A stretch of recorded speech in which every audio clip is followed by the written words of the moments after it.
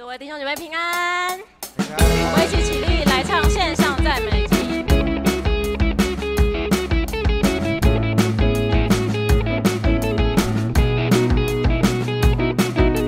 赞美主生命，赞美主生命，你名在全地何其美，你心是广大。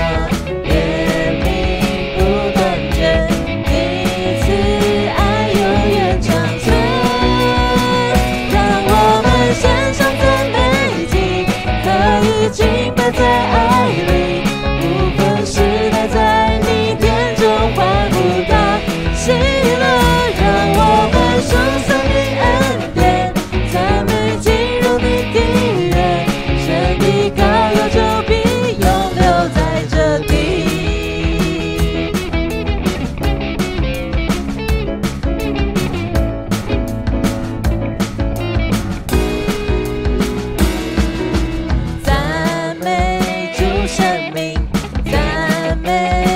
生命，你名在全地何其美，你心是广大，怜悯不断绝，你慈爱永远长存，让我们献上赞美祭，何以敬拜在爱里，不分时代，在你殿中欢呼大喜乐。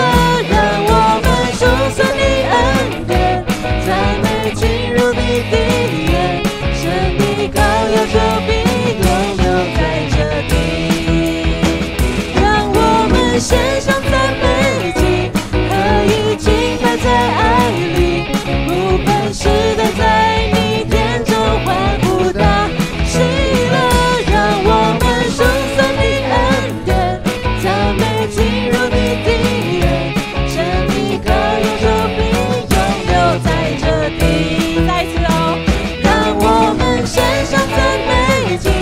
何以敬拜在爱里，不分时代，在你殿中欢呼大喜乐。让我们颂颂你恩典，赞美进入你的园，神的膏油就必永留在这地，神的膏油就必永留在这地。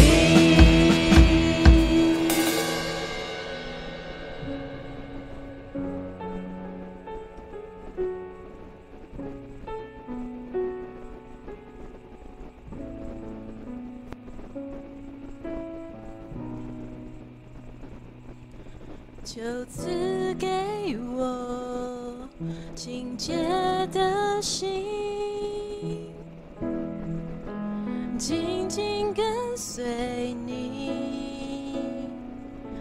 我渴慕更深爱你，因你先爱我。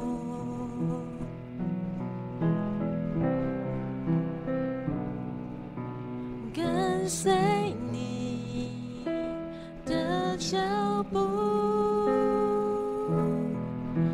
活出你对我呼召，每一天带领我，更多亲近你，我愿这一生。 想你，就与我同行，哦主，引导我生命，赐给我甜美的灵，更合乎你心意，一生跟随你。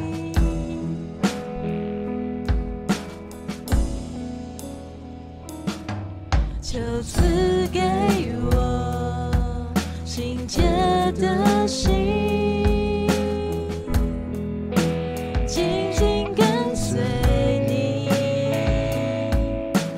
我渴慕更深爱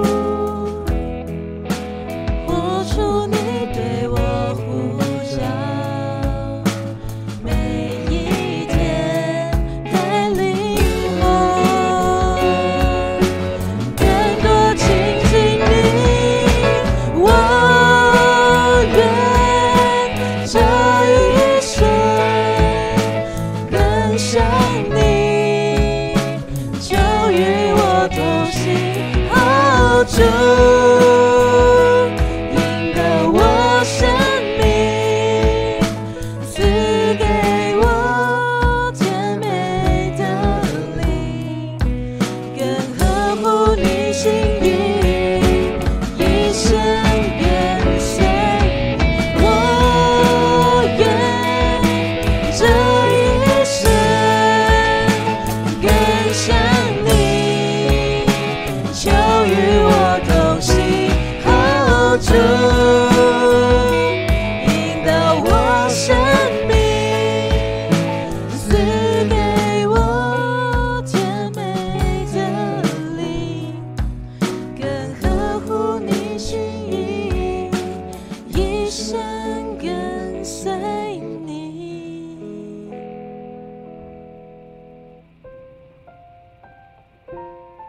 主，我们来到你的面前，求你的赦免。我们回转向你，也求你持续的带领我们。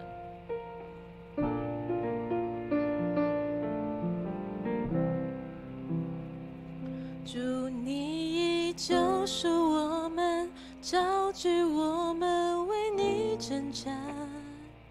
主，我们同心寻求你的国度，你的公义，求你赦免我们得罪了你。从今天起，我们要顺服你旨意。主，我们真实的悔改，会转到你面前，求你赦免我们的罪，洁净我们的心。主，再次赐下你恩典，再次赐下怜悯，求你塑造我们生命，为你而活，一生讨你喜悦。主，你已救赎我们，召聚我们为你征战。主，我们同心寻求你的国度，你的公义，求你赦免我们得罪了你。从今天起，我们要顺服你旨意。主，我们真实的悔改，会转到你面前，求你赦免我们的罪，洁净我们的心。主，再次赐下你恩典，再次赐下怜悯，求你塑造我们生命，为你而活。主，我们真实的悔改，会转到你面前，求你赦免我们的罪，洁净我们的心。主，再次赐下你恩典，再次赐下怜悯，求你塑造我们生命，为你而活。主，我们真实的悔改，会转到你面前，求你赦免我们的罪，洁净我们的心。主，再次赐下你恩典，再次赐下怜悯，求你塑造我们生命，为你而活，一生讨你喜悦。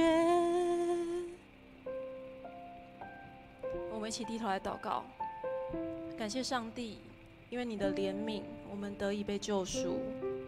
求你赐给我们敏锐的心，能时时警醒，察觉生活当中的罪和诱惑。也求你保守我们的心，让我们不活在羞愧当中，能在你喜悦的道路上活得自由。主，我们即将开始今天的聚会，求你带领会众，能在你的话语中更能了解你的心意，孩子这样祷告，乃是奉靠主耶稣基督的圣名求，阿们。我们依然站立，用使徒信经来做信仰告白，请。我信上帝全能的父，创造天地的主。我信我主耶稣基督，上帝独生的子，因圣灵感孕，由童贞女玛利亚所生，在本丢比拉多任内受难，被钉于十字架，受死，埋葬，降在阴间。第3天从死人中复活，升天，坐在全能的父上帝的右边。将来必从那里降临，审判活人死人。我信圣灵，我信圣而公之教会，我信圣徒相通，我信罪得赦免，我信身体复活，我信永生。阿们。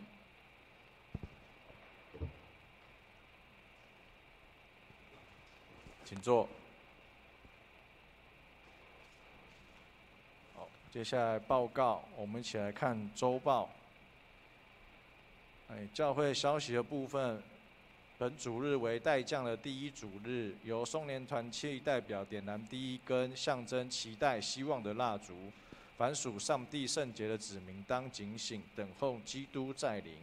第2点，今天中午12点，知梅牧师会前往李春生纪念教会主持小会。第3点，12月21号圣诞节主日活动。目前预告是早上9点半，我们有圣诞赞美礼拜，是合堂礼拜，那将举行圣礼典。想要受洗的可以向牧师报名。下午2点半，圣诞舞会由各团契以及社区联合欢庆圣诞，请力邀福音亲友参加。下午5点半是圣诞晚宴和摸彩，欢迎同住家人以及福音亲友一同参与。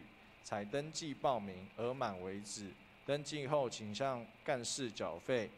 那如果是大人占位的话，是每人400元；还没就读国小的每人200元。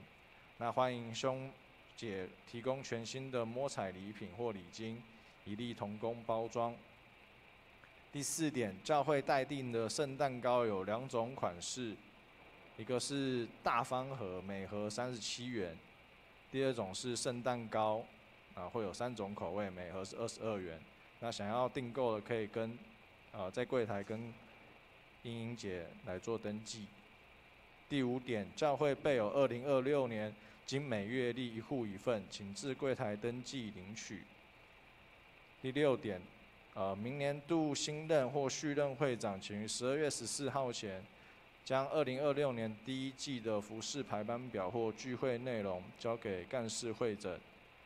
那另定于我们12月28主日礼拜要进行受职就任。奉献明细，请我们自己来看。接下来奉献，请服事的同工。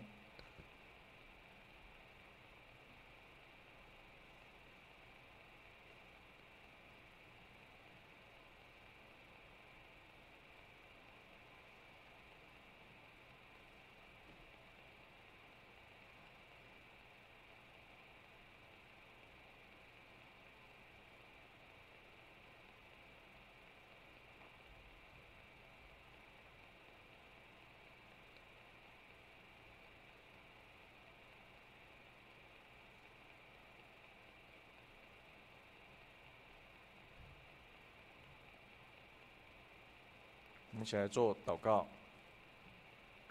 再次感谢主带领我们到你的面前，拣选我们作为主你的儿女。但主，我们也知道，我们这一生要时时警醒，因为我们知道主你随时会降临。主，祈求你看顾我们每一个人，这一生都活在主你的道路当中，在时时刻刻都尊主为大。感谢主，也求主用你教导我们的主祷文，我们一起来祷告说：我们在天上的父，愿人都尊你的名为圣，愿你的国降临，愿你的旨意行在地上，如同行在天上。我们日用的饮食，今日赐给我们，免我们的债，如同我们免了人的债，不叫我们遇见试探，救我们脱离凶恶。因为国度、权柄、荣耀，全是你的，直到永远。阿们。圣经，今天的圣经记在以斯拉记9章1到7节，我来念。第1节，这些事完成以后，众领袖来接近我说：以色列百姓、祭司和利未人，没有弃绝迦南人、赫人、比利洗人、耶布斯人、亚门人、摩押人、埃及人和亚摩利人等列邦民族所行可憎的事，因他们为自己和儿子娶了这些外邦女子，以致圣洁的种子和列邦民族混杂，并且领袖和官长在这事上是罪魁。我一听见这事，就撕裂衣服和外袍，拔了头发和胡须，惊惶地坐着。凡为以色列神言语占尽的人，都因被掳归回之人所犯的罪，聚集到我这里来。我惊惶地坐着，直到献晚祭的时候。第5节，献晚祭的时候，我从愁烦中起来，穿着撕裂的衣服和外袍，双膝跪下，向耶和华我的神举手，说：我的神啊，我抱愧蒙羞，不敢向你。我的神仰面，因为我们的罪孽多到灭顶，我们的罪恶滔天。从我们祖先的日子直到今日，我们的罪恶深重。因我们的罪孽，我们和君王、祭司都交在邻王、诸王的手中，被杀害、掳掠、抢夺，脸上蒙羞，正如今日的景况。今天圣经读到这边，今天正道，我们请义杰牧师，他的题目是时时警醒。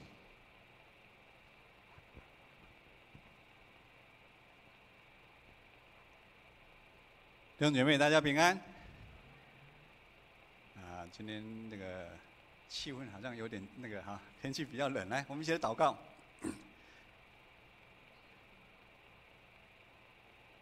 天父上帝，我们感谢你，谢谢你爱我们，你差派独生爱子耶稣基督来到世上，他是光，他是爱，光跟爱会让我们的人重新活过来，光跟爱也让我们对未来充满了盼望。愿主你今天的话语亲自来点亮我们每一个心，让我们能够对未来，不只充满了盼望，而且能够走在主你要我们走的路上。我们将以下的时间仰望、祷告、祈求，奉靠耶稣的名，阿们。有一句成语是这样，叫做“乐极生悲”。我想大家可能都有碰过乐极生悲的事。意思讲到一个人很快乐到一个高点的时候，突然引发成悲伤。我们常常看很多好朋友去吃热炒店吃热炒，吃一吃，酒喝了下去之后就吵架，甚至互砍，很多事情的发生。其实乐极生悲是告诉我们说，当我们在享受快乐的时候，其实我们要时时的警醒啊，时时的警醒。最近的天气哈，如果我们没有警醒哈，很快就感冒了。最近感冒人非常的多，因为早晚的温差变化太大了啊。牧师记得我小时候哈很调皮，其实每个人小时候都很调皮了哈。我们家1、2楼，我们家很早哦，在金门那个地区，我们很早就盖2层楼了，在民国大概60几年哦，算很早哈。金门是一个闽南建筑，但是我们家很早哈。我爸爸没有自己的房子，就买了一块地哈，那个地是粪便池啊，人家倒粪便的啦。那我爸就去买，然后买了粪便那个，然后慢慢，然后到我们就去把它盖房子哈。那时候哈不晓得楼梯怎么设计，就是设计这么斜的楼梯，好像这样斜的哦，1楼到2楼很斜哦，比我们现在从2楼到那个还斜哦那我大哥就在那边写功课，房间嘛，2楼房间，然后我就在那边拿一块木板。然后就从2楼把木板丢下去，我就很开心，就玩了好几次啊。最后一次啊，我就跟我哥哥讲说，哥哥，你看我丢这个木板下去很好玩哦。后来才知道，听说我哥哥他就转头看，他人呢？我就整个就滚下去了滚下去，乐极生悲所以可能这边肿起来其实，在我们信仰旅程当中时时警醒这个。也是一个非常重要的一个功课。有一句话叫做“魔鬼藏在细节里面”，或者是我们常常不注意的时候，魔鬼就进入我们的生命当中。基督徒常常会面对属灵上面的征战，当我们不小心过度的倚靠我们自己的能力的时候，或者是我们看重这个世俗的能力的时候，我们就会失去了警醒的心。因为那时候我们就不会去倚靠，更多倚靠上帝，我们忘记了，我们就倚靠我们自己就可以了，我们自己就变成上帝，我们想怎么样就怎么样。当那样子的时候，就是教会苦难的开始。其实，在好几千年前，上帝的百姓也一样发生这样的事情。牧师简单来回顾一下以色列救赎的历史。上帝百姓被救赎，从埃及，然后到旷野，进入迦南地。本来上帝要给他们过美好的日子，但是他们就在信仰上面不够警醒，他们被引诱，就离开了上帝。以色列被审判，整个国家就灭亡了。但是上帝一样怜悯他们，上帝给他们恩典。70年之后，也就是我们今天的整个经文的很大的一个背景，就是上帝感动波斯王居鲁士，让这群以色列百姓又可以再一起回他们的故乡，建造圣殿。真美牧师上个礼拜的讲道是讲到第一批被掳归回的犹太人，他们在省长所罗巴伯、祭司耶稣亚的带领下，他们欢欢喜喜要回去建造圣殿。经文说他们有5万个人啊，那个是一个非常敬虔的族群啊！你看被掳那么久，然后要回去盖圣殿，竟然有5万个人，很恐怖的啊！但是在建造了圣殿的过程当中，并不是想象的那么容易。有一个笑话，其实我们现在要盖一个圣殿容不容易？很难呐、听说当初建成要盖这个也是很困难啊。地基一挖没多久，过2天就921大地震，听说赶快把它填起来，填起来，然后之后再盖，然后要盖的期间也是借到外面去做礼拜，然后你看那个款项啦等等所以很多一个牧师如果去盖新的礼拜堂，他们都盖好礼拜堂就会离开，因为可能中间有很多的不为人知的一个纷争纷争比如说牧师听说了啦听说你们有没有觉得建成教会里面用的材料用得很好？听说有人坚持就要用很好的材料，听说当初为这个吵架我们这个用很重的料哇吓死人了。这个听说用了，所以大家也还不错，现在感觉上好像上帝有他美好的心意真美牧师上礼拜讲到有讲，就是因为他盖圣殿的过程当中遇到很多敌人的阻挡，甚至停工了几十年，所以我们会有一次还记得吗？有一年牧师有讲到哈该，他就去呼吁，先知的呼吁。有一年我记得刚来建成的时候，这边漏水嘛，刚好也是想到哈该书，对不对？圣殿都漏水了，你们还住有房子的天花板，还记得吗？所以那个呼吁鼓励，总算圣殿经过5年多，然后就盖好了。然后时间呢，很快回到今天的以斯拉的这个背景。从真美牧师上个礼拜讲的背景到今天的背景，又经过60年了。这个一段就经过60年了。60年有多长啊？60年其实是2代人一代大概30年，60年。以斯拉是大祭司亚伦的后裔，他是一个文士，他精通上帝律法的，所以以斯拉回去不是要盖圣殿，以斯拉回去不是要盖，以斯拉满心期待回来故乡，他带了5000左右的人，他特别带祭司，带一些利未人，代表他们要恢复敬拜。但是他这边的欢喜也是一样，没有持续了很久。他本来非常的欢喜回到耶路撒冷，但是呢，在今天的经文1到4节，PPT 弄一下1到4节里面，1到2节在讲什么呢？圣殿盖好60年的时候，到底发生了什么事情？就是圣殿盖好了，到以斯拉再回去，这60年间到底发生了什么事情？圣殿只是一个建筑物而已。圣殿里面最重要的就是要有敬拜，还有什么？有上帝的话。我们团契也是一样，我们社青团契、礼拜4社青团契，大家很开心，对不对？但是我们都会有上帝的话，一定要有上帝的话为主导来这那。这60年发生什么？这年发生归回的犹太人和许多的外族通婚了，1、2节都讲这通婚了，而且这个通婚是官员在带头啊，以至于整个圣殿都荒废掉了，荒废掉。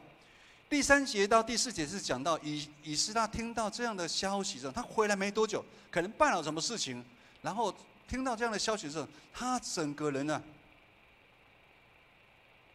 惊慌坐倒到地上拔胡须那个是以前古时候他们对一件事情，其实他们觉得是很震撼、不可思议，他做出的一个反应。以斯拉是一个精通上帝律法的人，以斯拉看到现在通婚外在的问题，他知道最大的问题是百姓已经得罪了上帝。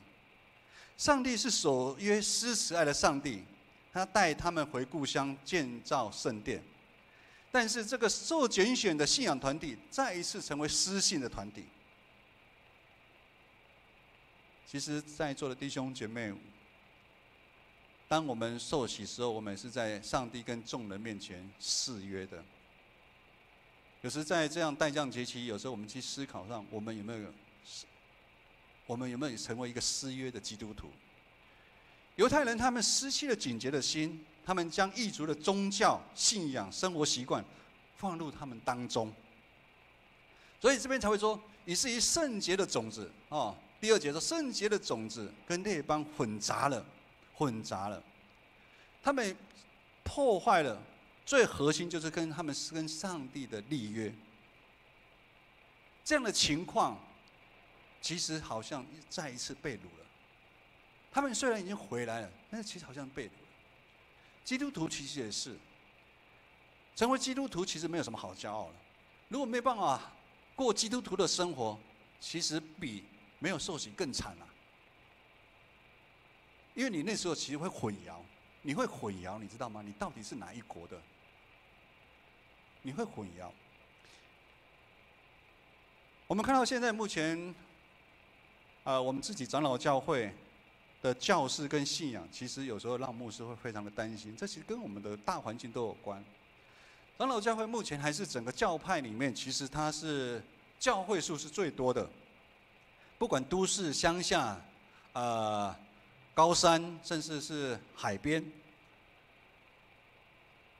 这么多年来，上帝对长老教会的祝福很大，不管是硬体上面的建筑，或者是后辈子孙的一个祝福。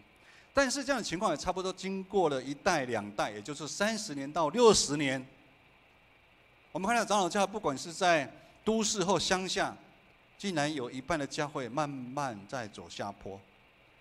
参与聚会的人数，或者是奉献的心越来越减少。我们可以将很多人将这样的情况说大环境的改变，老人化、少子化，或者是网络科技的影响，很多人在线上。真的线上还是有人在看的今天早上有一个弟兄他是学语言学的他在那个网络上听过牧师一次讲到，他印象深刻。他觉得牧师是金门人，他觉得语言在15岁以前你只要在那个地区学的语言一辈子都不会改变，所以他听出我的台语里面有金门那个，所以他今天特别来证明我是不是金门人。这个在第一堂的时候甚至是不是疫情的影响？或者是教会的传统不知变通，年轻人都跑到外教派了，这些可能都是原因。但真正的核心问题到底是什么？核心是我们在外在看的这个吗？我们常常看到很多现在少子化、老人化，我们都把它这个当作借口。有某一个教会邀请一个牧师来给他们长职同工做培训，有说到奉献跟委身的问题的教导。同工训练完结束之后，这个其中一个老的长老非常的生气，因为里面教导到11奉献跟这月线灯的问题，他很生气说，现在的年轻人工作、家庭、生活压力很大，哪有多余的时间去奉献？听起来好像还蛮有道理的嘞，你们压力都很大哈，为吗？我觉得我压力，我以前也一样，我好像一辈子里没有压力轻过，好像都压力很大哈。类似这样外在的问题的话，其实在不管在教会，在我们个人身上，其实都会发生。我们一起来先看今天的第5节到第7节的经文。第5节到第7节的经文，我们一起来读一下哈。第5节的经文，来，请。献晚祭的时候，我从囚房中起来，穿着撕裂的衣服和外袍，双膝跪下，向耶和华我的神举手，说：我的神啊，我抱愧蒙羞，不敢向你我的神仰面，因为我们的罪孽多到面顶，我们的罪恶滔天。从我们祖先的日子直到今日，我们的罪恶深重，因为我们的罪孽，我们和君王、祭司都交在邻国诸王的手中，被杀害、掳掠、抢夺，脸上蒙羞，正如今日的景况。以色列这个过去悲惨的历史，以斯拉他非常的清楚，但是他纳闷了一件事情。其实我们也常常在我们的社会上常常看到很多家庭的问题，常常一直重复的发生。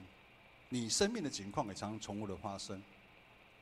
你跟同事的关系怎么也是重复的发生。教会常常发生的问题也是重复的发生，团契会呢重复的发生，就是怎么又重复的发生？以斯拉他非常的纳闷，所以不管是以斯拉那个时代，还是现在的教会，让我们惊慌的就是我们对自己所犯的罪。其实我们没有病识感，我们常常很多事情给它合理化，我们对真理的追求渴慕不够迫切，但是我们对可能活动、吃喝，我们兴趣会大一点，这样自然而然，我所谓的自然而然，就是因为日子的关系，我们对圣洁的上帝的认识就不够清楚。当我们来教会，对圣洁的上帝认识不够清楚，就没办法谈到什么你会亲自去经历到上帝。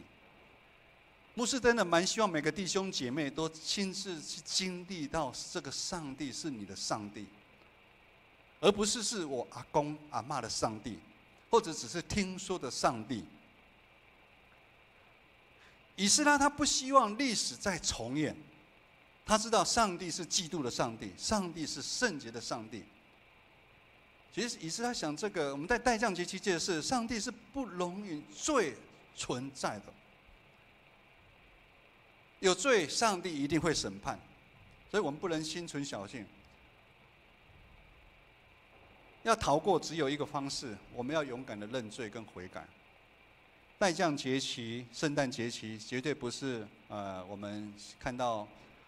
南新溪百货公司其实早就已经布置了圣诞，所以我们今年不报佳音。其实商业文化早就帮我们在报佳音，没有人不知道圣诞节吧？他们办活动比我们还多啊，所以我们今年不报佳音，因为那个商业气息太重了。反而我们在圣诞节，其实我们要知道，我们要勇敢的认罪跟悔改，弟兄姐妹。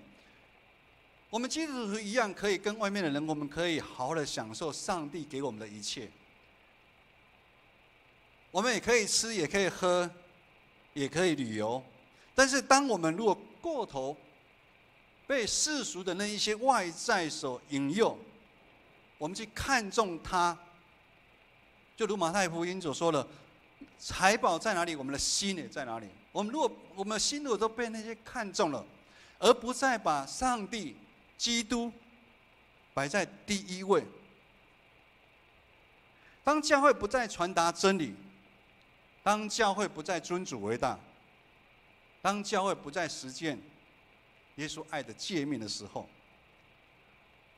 我们渐渐会失落警醒的心，而且开始一些似是而非的信仰的观念，也就在我们的信仰群体里面出现，以至于那个信仰群体里面就会常常吵架。那教士呢？当然一定，因为没有人喜欢吵架，很多人就会离开。其实对奉献跟服事，牧师自己有一次去某一间教会讲道，我有分享。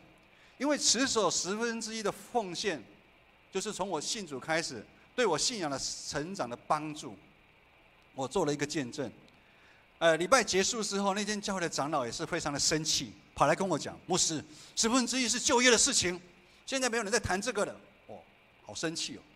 好，我们一起来看罗马书12章1节。罗马书12章1节，保罗说：“兄弟啊，弟兄们，我以神的慈悲劝你们，将身体献上，当作活祭，是圣洁的，是神所喜悦的。你们如此侍奉，乃是理所当然。”保罗不断跟随耶稣的人提醒，我们可以领受上帝救赎的恩典，成为上帝的儿女。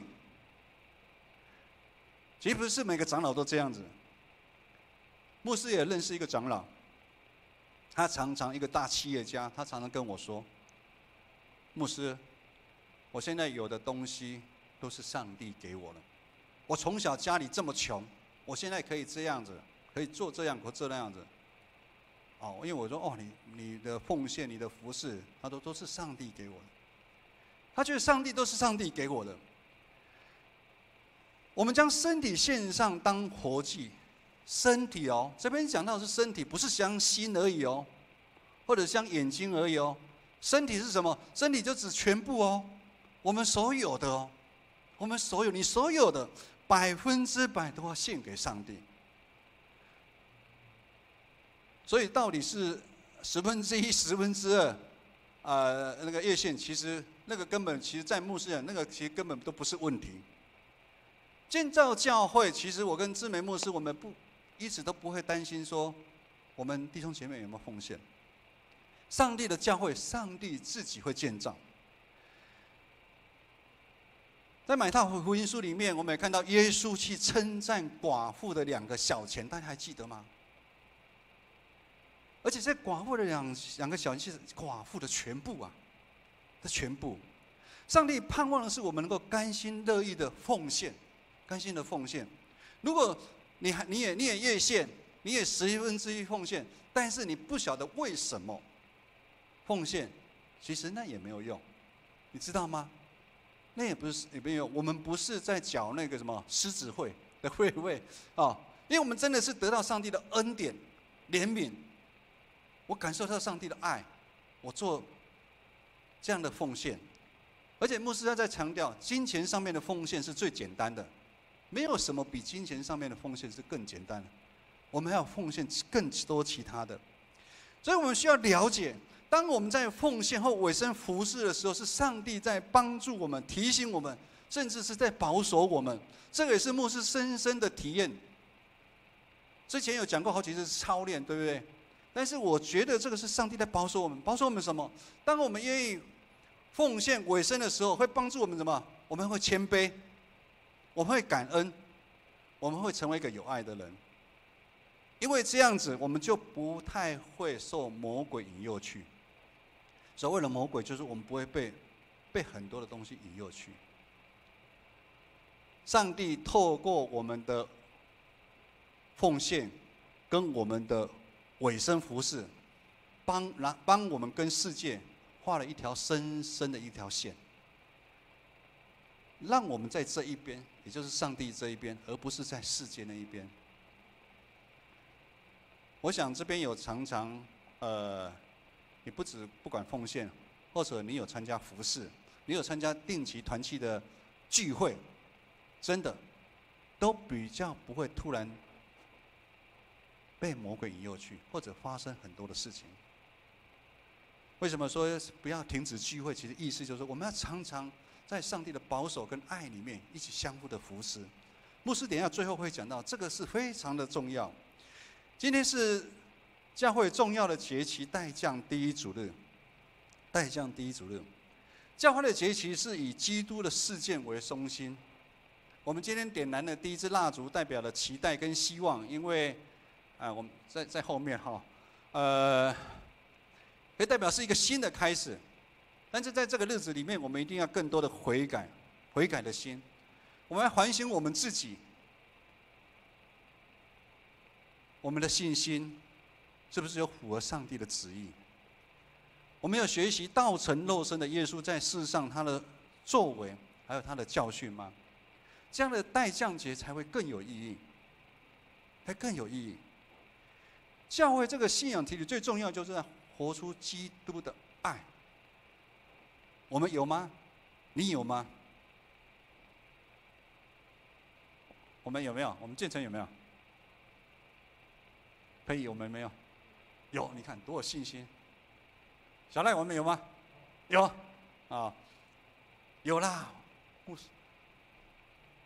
牧师要讲一下哈，我们今年大家很开心，上帝给我们很大的祝福哈，有4个记号，啊，那个宝宝要诞生，而且一年有4个啊。但是这2个月，我们突然间有好多的弟兄姐妹要住院开刀，而且每一个人的症状都是非常的严重，意思就是说每一个刀都有生命危险。以牧师的领受来讲，我觉得我们遇到了突然有那么多，也是第一次哦，那么多的一个病痛外在的问题，我觉得更深的是，上帝可能透过这样要更属灵上面意义，要我们建成教会去学习。牧师不敢说是不是属灵的征战，但是要我们去学习。感谢主，在这过程当中，牧师看到我们教会展现出了警觉的心，还有耶稣的爱。我看到很多的弟兄姐妹同心合意去关心这些病榻当中的弟兄姐妹，我们去为他们祈祷，为他们关心，让这些开刀的弟兄姐妹，他们深深感受到我们每一个的爱，他们感受到他们不是孤单的。这边有开过刀的人举手一下。好。我们开刀的时候，我们躺在病这边还不多，我们躺到病床上面那种无力，那种冰冷，那种无力感，其实不是一般人可以承受的。很担心，很害怕，很失望，而且医生跟你讲的，其实都有很大的危险。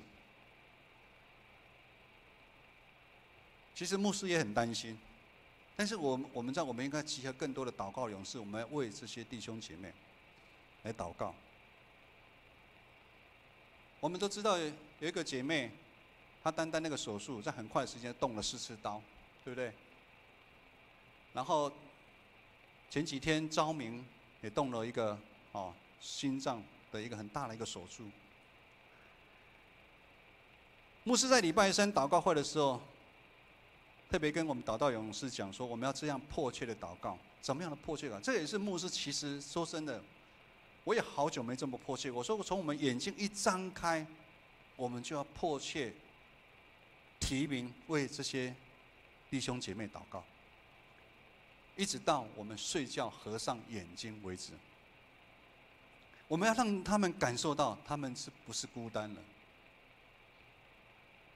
我们虽然知道医治生命的主权在上帝，牧师常常晚上去倒垃圾的时候，就会跟浩志，他在台北医学院那个药局里面，我会跟他讨论病情之后的发展。他跟我说，他每次都这样跟我回答：牧师，这个病情大概往2种发展。我觉得这个医生他都不会给你一个答案的，他最重要的牧师，这个就看上帝要不要留他，上帝要不要留他。我觉得他们在医院里面看久了，的确，我觉得这个答案的确也是，这个病症再重，如果上帝要留他，他就一定可以活着。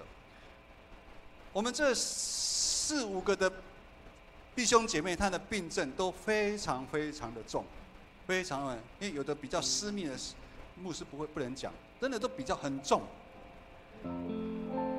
但是我们知道这个主权都在上帝，我们可以做的是什么？我们就要悔改认罪。牧师在那些病房里面带他们悔改认罪。我们要守节信心的来到上帝的面前，弟兄姐妹，我们要常常为我们自己来祷告，我们要为这些弟兄姐妹来祷告。我们相信上帝会怜悯我们，就像上帝透过以斯拉，这些百姓犯了这么滔天大罪，但是上帝一样怜悯他们。在这个圣诞的节期，牧师其实蛮开心，看到这些弟兄姐妹一个一个出院。我们的圣歌队指挥洛林，他开了15个小时的刀，感谢上帝的保守，他出院，现在在家里做复健。我们的春枝姐开了10次的刀，医生说下个礼拜4也可以出院。我们还有一个姐妹，也从家务病房现在到普通病房。我们真的要为了这一年，上帝在我们教会，在你生命当中所施的恩典跟怜悯，我们要献上感恩。在感恩跟怜悯之前，我们要更真实的常常来悔改，求主来保守我们。我们一起来唱这首回应诗。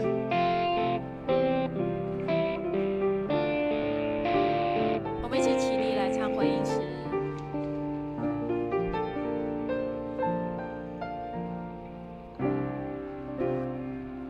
主，你救赎我们，召聚我们，为你征战。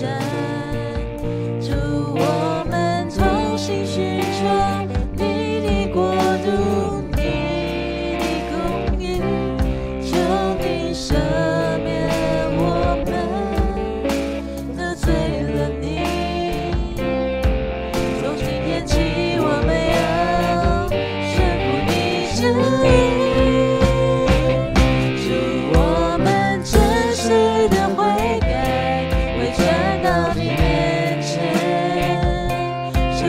赦免我们的罪，洁净我们的心，就再次赐下你恩典，再次赐下怜悯，求你塑造我们生命，为你而活。祝我们真实的悔改，会传到你面前。求你赦免我们的罪，洁净我们的心，主再次赐下你恩典，再次赐下怜悯，求你塑造我们生命，为你而活，一生讨你喜悦。我们一起来祷告。天父上帝，我们感谢你，愿你赐下恩典跟怜悯，愿你帮助我们在场的每一个弟兄姐妹。我们心里有软弱的，主你来安慰我们，你来帮助我们。可能在过去的一年，我们遭遇许许多多的困难，许许多多的被逼迫。主啊，我们真的愿你的怜悯常与这样的弟兄姐妹同在。主，我们的心可能已经被这个世界蒙了眼睛，我们的心常常看不清楚前面的道路。也愿主你的光来光照这样的弟兄姐妹，让我们可以重新用主你给我们的心来面对新的挑战。愿在今天这样的一个盛会当中，主啊，我们要说，我们要一辈子来跟随你，我们要在你面前真实的悔改。当我们真心的悔改的时候，主你双手，你就悦纳我们的悔改，你带领我们奔跑前面未来的道路。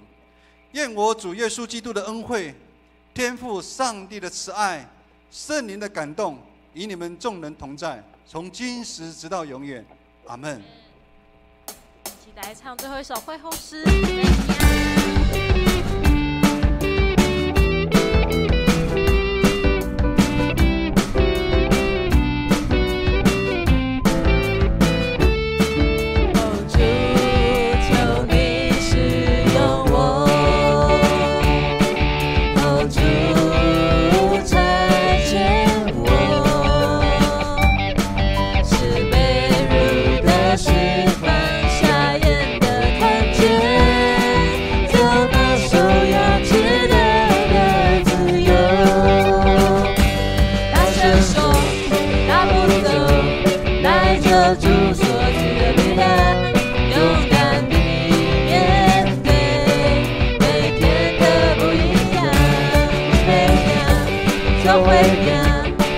主